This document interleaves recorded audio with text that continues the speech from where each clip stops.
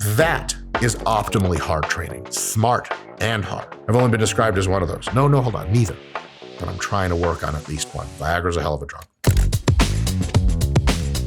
Hey folks, Dr. Mike here for Renaissance Periodization. I am a professor of sport and exercise science, a competitive grappler, and Brazilian Jiu-Jitsu. Wait a minute, those are the same thing. Bodybuilder and Brazilian Jiu-Jitsu grappler. And I want to help you get fit, but it's quite complicated at times, which is why we have this Fitness Simplified series.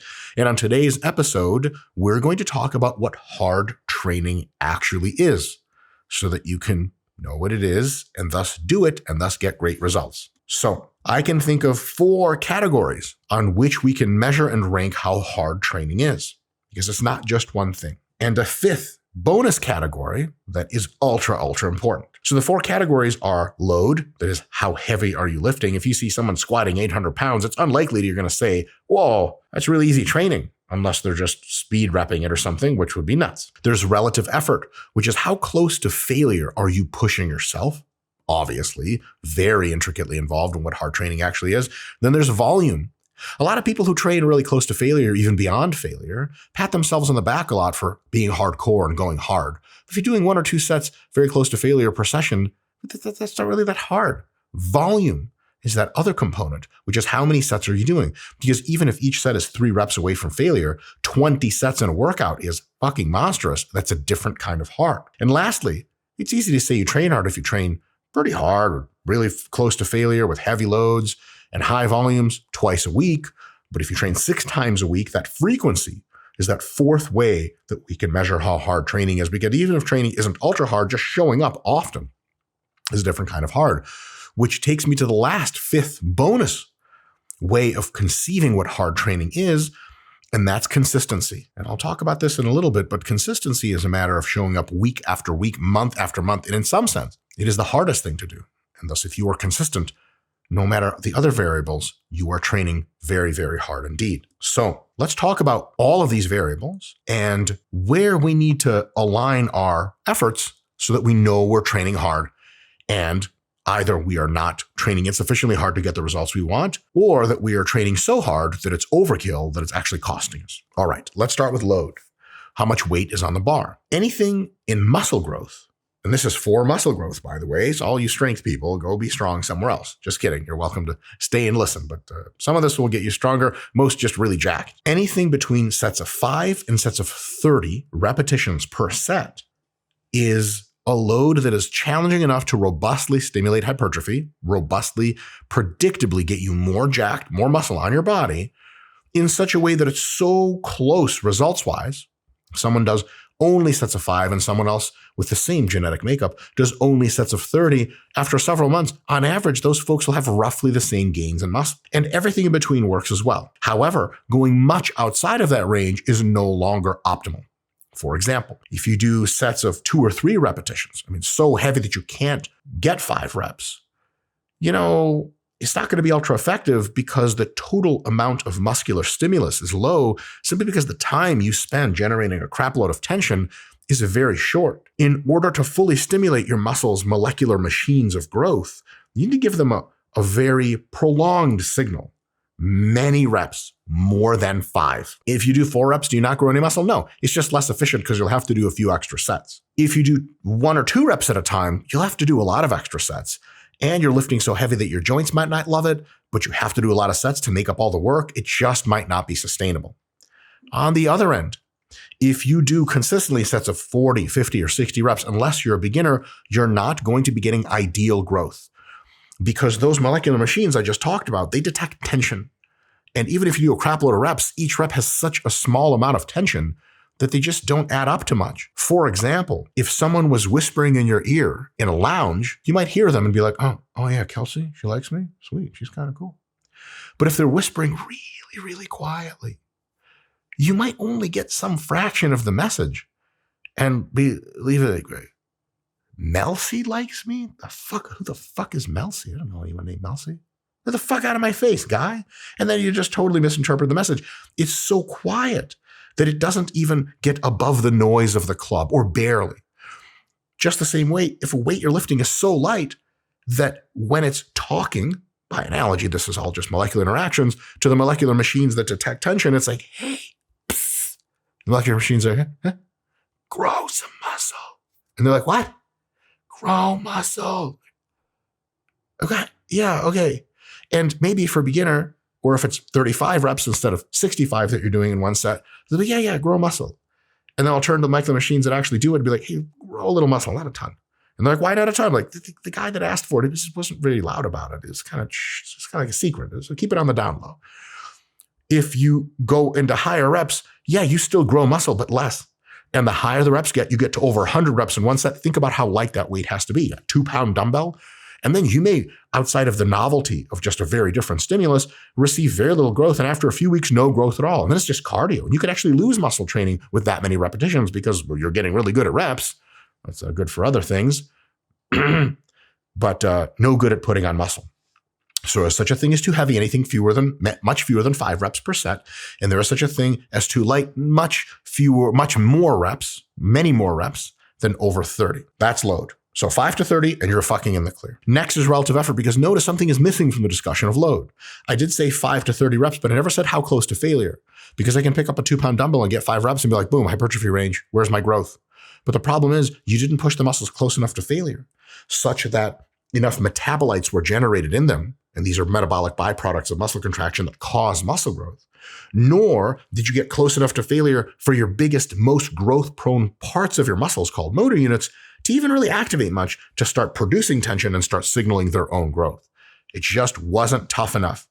So hard training also means relative effort, which ranges somewhere between 3 or 4 reps in reserve, reps until you can't lift anymore, all the way into the negatives, maybe like -2, which is when your training partner, after you failed on the bench press, grabs the bar and takes a little bit of load off of you and you crunch out a couple more forced reps. That's actually negative reps in reserve. You went 2 reps beyond what you could have done to failure. So long as you're north of 3 or 4 reps in reserve, all the way up to, well, several reps past failure, there's really no wrong answers. You're training hard enough for gains on average. The concern here becomes more of how sustainable is this practice? If with higher volumes, you're always crunching it to failure and beyond, you might make a few weeks and then you need to deload, really relax all the training and maybe take a week off because you've beaten yourself up so much. But if you start at something like 3 reps in reserve and slowly progress by increasing loads and increasing reps that you do over time, you may be able to get 6 or 8 or even more weeks consistently training hard enough to cause really great gains. So, it's kind of like, if you go to a dance club and you dance every song, you're psychotic dancing. After 3 songs, you might get tired and be like, fuck this, let's go to the lounge or go to Burger King. But if you pace yourself, you may be able to dance to 8 total songs, even though you're just grooving for some of them and really fucking going wild for others. You'll have more total fun. By analogy, more total muscle growth over time. Muscle is built over weeks and months. It's not measurably built over days. So if you have the craziest, hardest workout of your life because you're crunching everything to beyond failure, you have to ask yourself, can I do that next week and next week and next week? If the answer is like, not really, well, then maybe you should start a little easier and eventually get harder before you pull the plug, deload, drop that fatigue, and then repeat the entire cycle. Next, hard way to train hard is volume. Volume is just how many sets you do per any muscle group or for the whole body. Generally speaking, the more sets you do, the harder you're training, but only within your ability to recover. So if you have a certain lifestyle, the more money you spend, the better your life generally becomes. You can eat nicer food, you can have more butlers, you can order more Lamborghinis, all good things. But if your money spending exceeds your income, life will start to go very poorly for you very shortly after, and then you have to pay creditors and loan officers and sell your mansion, which is unconscionable to elite, ultra-rich people like myself. So just the same way, harder is better in a sense. With volume, more sets grow more muscle in almost every study, but you're no good to anyone if you can't recover. If you're doing so many sets per week that over the weeks your strength starts to peak and then tank, you're doing too much. And doing less is actually better. So do only as many sets as challenges you, but no more sets than you can recover from. Second to last is frequency, how often you are training. Frequency generally ranges in the effective range of what's really good from 2 to 6 sessions a week for the same muscle group. So if you want big biceps, you can train them twice a week, 3 times, 4 times, 5 times, or even 6 times. If you can recover between sessions and between weeks, more is better. In almost every study, people grow more muscle when they train something 3 times a week than when they train it twice a week. Facts. But those that can't recover from 3 times a week consistently gain less muscle or no muscle at all. And those that just go 2 times a week but can well recover from it, they get better gains. So more is better only if you can recover from it. And even if more is effective and more effective than less, even if training your biceps 4 times a week grows you more than training them twice a week by some small but notable margin, that oftentimes is a temporary effect because over time, fatigue, especially joint and connective tissue fatigue from training fucking biceps 4 times a week, your elbows get beat up, your shoulders don't feel so great, your bicep tendon feels strange because muscles heal faster than more completely than tendons in the same unit of time. You can, in the several month span, really crank up your frequency, but then you have to go a few months with a much lower frequency. So occasional months of higher frequency are cool because they will get you short-term, temporarily better results, but then you might have to back off, go to a normal frequency for a few months, everything's feeling good again, then you can up the frequency again. So think of frequency as anything between 2 and 6 sessions per muscle group per week is totally fine, works great. But if you want to push it a little into the higher realms, understand that at some point your recovery ability is going to degrade. You might experience some joint connective tissue weird stuff, and then you'll have to back off the frequency, go back to 2 times a week, let everything heal, recover, maybe take an active rest phase, which is basically you don't do any real lifting for 1 or 2 weeks. Then you'll be able to start ramping up that frequency again.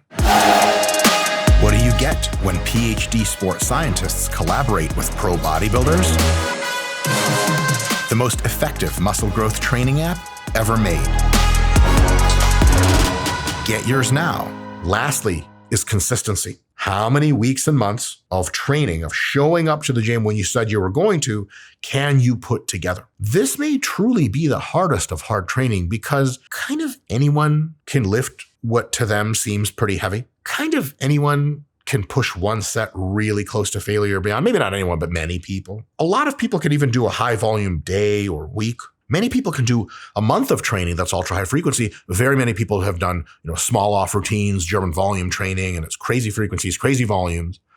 But a lot of those people will train pretty hard and they'll just fall off the map. The people that get the best results over the long term, the most jacked, most ripped, most everything people, ratioed to their genetics and drug use, of course, are the people that are showing up week after week, month after month, and dare I say year after year. So in a sense, going when you may be not ideally positioned to it, training maybe sometimes even on vacation, training when times get tough, training when you're not ultra motivated is when your gains separate you from the pack. And then you're like a lone wolf. And you're cuddly and adorable, but you bite. This might be the hardest of the hard because very many people will fall off. Many people can do the temporary grunting, but every fucking week and month showing up and doing what you have to do is a big deal. And that's one of the things that makes consistency, in some sense, the hardest of the hard training. So if you say, hey, does Bill train hard?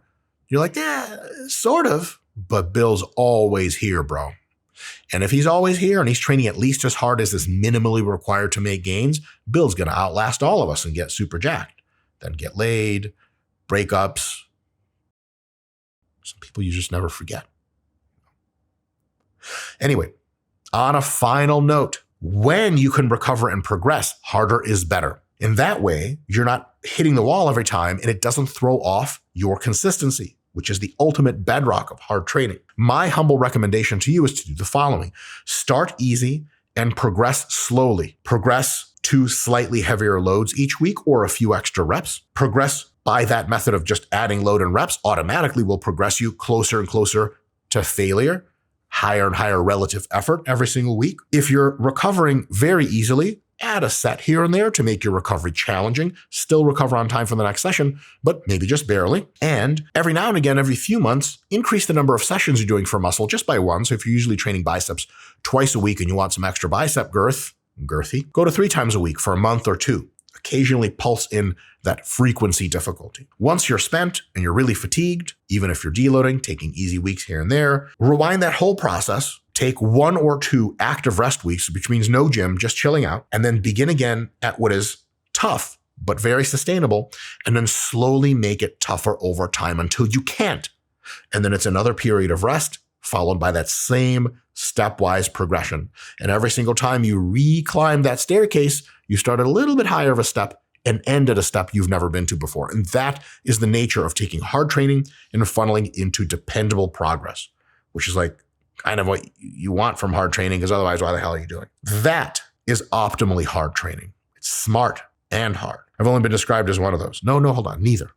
But I'm trying to work on at least one. Viagra's a hell of a drug. If you need help with the recovery, with the nutrition, with the growth fuel, the RP Diet Coach app is a really great resource that you can get on any of the Google Play or iTunes stores. I helped to design it, so I think it works okay. And the RP Hypertrophy app takes care of all of what we just talked about in the context of your training. Once you put in the initial conditions of what you want and how many days a week you can train, etc., the app takes care of all of the rest. So this idea of training hard enough and worrying, am I training hard? The app has you completely handled. Just do what it says. The RP Hypertrophy app, it's a progressive web app, so the link to it is in the description below. If you download it, magical things might happen. Unicorns are actually quite dangerous. We used to have unicorns jump out of the app. A few people got stabbed with the horn. Huge lawsuits. So duck the unicorn. Magical things will happen if you download the app. You'll get more jacked, and shit will make sense when you're training, and you don't have to second guess yourself. Give that some thought. Let us know in the comments if you have any questions. We'll see you next time.